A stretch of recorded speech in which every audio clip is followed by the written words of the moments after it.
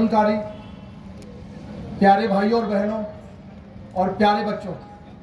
साथ ही साथ मीडिया के साथी, आप सभी का जोहार। झारखंड राज्य असीम संभावनाओं का राज्य है और इसमें कोई संशय किसी को नहीं है। पिछले 25 वर्षों में हम लोगों ने बहुतायत ऐसे क्षेत्र हैं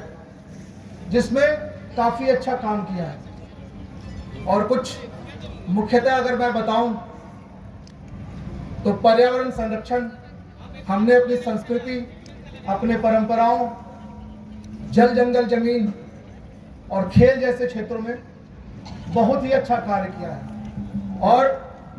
इस बात का उदाहरण हमारे राज्य में ही नहीं बल्कि देश स्तर पे और साथ ही साथ विश्व के स्तर पे भी नाम लिया जाता है। परंतु साथ ही साथ ऐसे बहुत सारे क्षेत्र हैं जहाँ पे हम विभिन्न मापदंडों के तुलनात्मक पीछे रह गए। परंतु यह एक मौका भी है कि पिछले 25 वर्षों में हमने जो अच्छे कार्य किए हैं और हम जहाँ जिन पक्षों में पीछे रह गए, एक समन्वय, एक तारतम्य, आप सभी के प्रयास से, आप सभी के डिसिप्लिन एक्शन से हम लोग आने वाले वर्षों में झारखंड को भी देश के परिदृश्य में ही नहीं विश्व के मापदंड में एक सशक्त, सुदृढ़ और सभी सूचकांकों में अच्छे राज्य के रूप में स्थापित कर पाएंगे। जैसा कि आप सभी को पता है कि आज केवल झारखंड स्थापना दिवस ही नहीं बल्कि हम कहते हैं कि भगवान बिरसा मुंडा जी का भी